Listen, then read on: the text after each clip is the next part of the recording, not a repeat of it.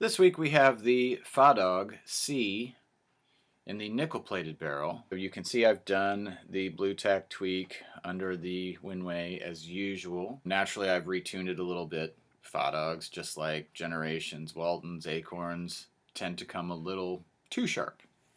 Now, a cylindrical bore whistle should be tuned a little sharp in the lower octave to compensate for how the notes will go a little flat in the upper octave. It's just a product of the physics of aerophonic instruments with a cylindrical bore like this. I also have the Feadóg C in the bare brass body, which I will be demoing later in the series.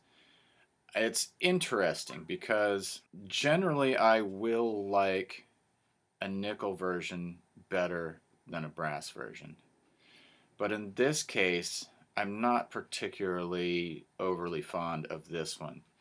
I'm not overly fond of the brass one either, but I'll get to that when the time comes. I think it's just the Feadóg tone. The pros of this whistle, it's not super expensive. It's attractive enough, and it has an okay sound. For me, especially being that it's the nickel-plated version, it really has a sound that is too hissy and too chiffy, raspy, noisy, dark. It depends on what terms you use. There are a number of different terms that are all kind of used to describe the same thing.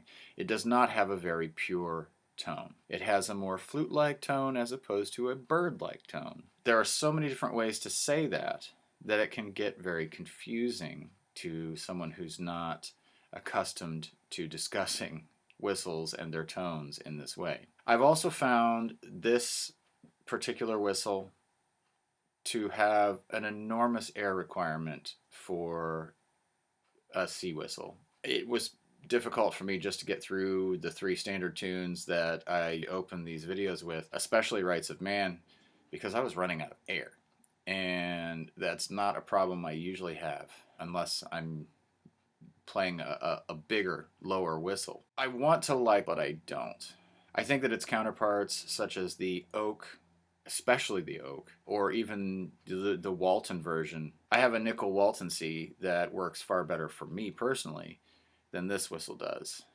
And the oak really just tops them all. This whistle tends to be a bit squirrely, have a raspy tone, easy to overblow or underblow without intending to. It'll teach you to control your breath, that's for sure. Is it a good beginner whistle? Yes and no. I mean, it's cheap, it looks good, it's not uber difficult to play, and it doesn't have a terrible tone. But it's also not easy to play, and it doesn't have the greatest tone either. I think that the Feadóg C in both versions might be a little more discouraging than necessary to a new player. I like it, but I don't like it that much. The whistle of the week has been the Feadóg C in the nickel-plated barrel, and I look forward to seeing you again next week when we try something entirely different.